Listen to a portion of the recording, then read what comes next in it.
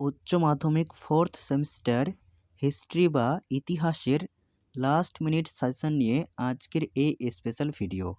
অর্থাৎ আজকের এই ভিডিওটিতে আলোচনা করা হয়েছে এইচএস ফোর্থ সেমিস্টার ইতিহাসের মান 8 অর্থাৎ বড় প্রশ্নের একেবারে সম্পূর্ণ লাস্ট মিনিট ফাইনাল সাজেশন নিয়ে।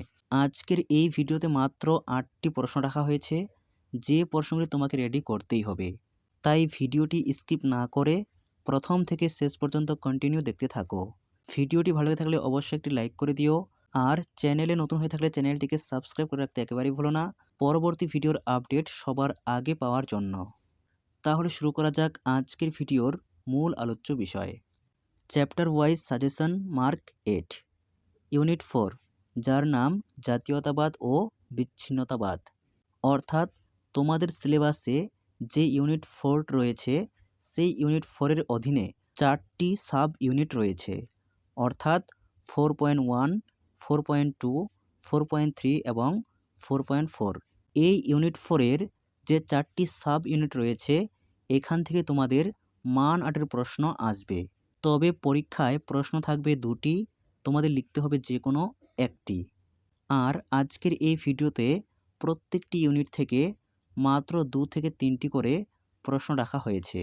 সাব ইউনিট 4.1, আলিগড় আন্দোলন, মুসলিম লীগের প্রতিষ্ঠা, হিন্দু মহাসভা। এখান থেকে পড়বে প্রথমে তোমরা আলিগড় আন্দোলনে স্যার সৈয়দ আহমেদ খানের ভূমিকা লেখো। খুবই গুরুত্বপূর্ণ। যে সমস্ত প্রশ্নগুলি পরীক্ষায় আসার চান্স প্রবল সেই সমস্ত প্রশ্নের পাশে 5টি করে স্টার চিহ্ন দেওয়া রয়েছে। অথবা আলিগড় আন্দোলনের একটি সংক্ষিপ্ত বিবরণ দাও, অথবা মুসলিম সমাজের অগ্রগতিতে স্যার সৈয়দ আহমেদ খানের ও আলিগড় আন্দোলনের ভূমিকা কী ছিল পর্যালোচনা করো। একই প্রশ্ন বিভিন্নভাবে ঘুরে আসতে পারে, উত্তর একই হবে।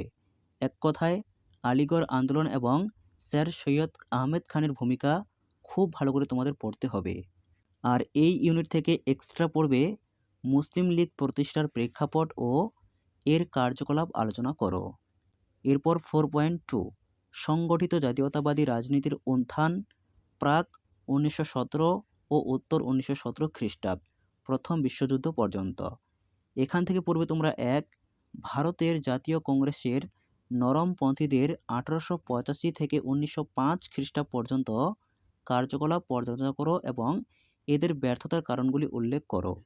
অথবা আসতে পারে 1885 খ্রিস্টাব্দ থেকে 1905 খ্রিস্টাব্দ পর্যন্ত জাতীয় কংগ্রেসের কার্যাবলী আলোচনা করো, অথবা জাতীয় কংগ্রেসের প্রথম 20 বছরের কার্যাবলী আলোচনা করো।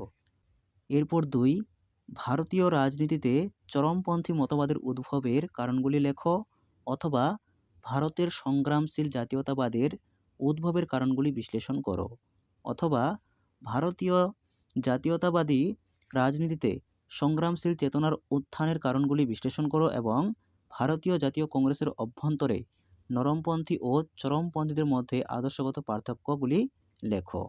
একই উত্তর হবে। আর এখান থেকে এক্সট্রা পড়বে ভারতের জাতীয় কংগ্রেস প্রতিষ্ঠার পটভূমি পর্যালোচনা করো।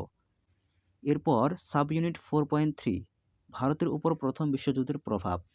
এখান থেকে প্রথমে পড়বে ভারতীয় অর্থনীতির ওপর প্রথম বিশ্বযুদ্ধের কী প্রভাব পড়েছিল সংক্ষেপে আলোচনা করো, অথবা ভারতের ওপর প্রথম বিশ্বযুদ্ধের অর্থনৈতিক প্রতিক্রিয়া কী ছিল। আর 2 পড়বে অসহযোগ আন্দোলনের প্রেক্ষাপট ও কারণগুলি আলোচনা করো। এর পরের সাব ইউনিট 4.4, স্বাধীনতার পথে।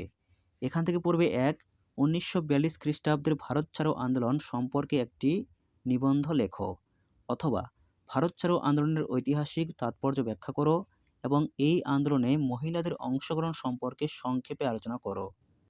এরপর 2, ভারতের স্বাধীনতা সংগ্রামে সুভাষচন্দ্র বসুর অবদান পর্যালোচনা করো। এই প্রশ্নটিও গুরুত্বপূর্ণ। আর 3 পড়বে 1946 খ্রিস্টাব্দের নৌ বিদ্রোহের কারণ ও তাৎপর্য লেখো। অর্থাৎ সাব ইউনিট 4.4 থেকে এই 3টি প্রশ্ন খুবই গুরুত্বপূর্ণ। 3টি খুব ভালো করে রেডি করবে। আজকের ভিডিওতে তোমাদের মোট 10টি প্রশ্ন বলা হলো, যার মধ্যে 8টি প্রশ্ন খুবই গুরুত্বপূর্ণ এবং 2টি প্রশ্ন এক্সট্রাভাবে রাখা হয়েছে।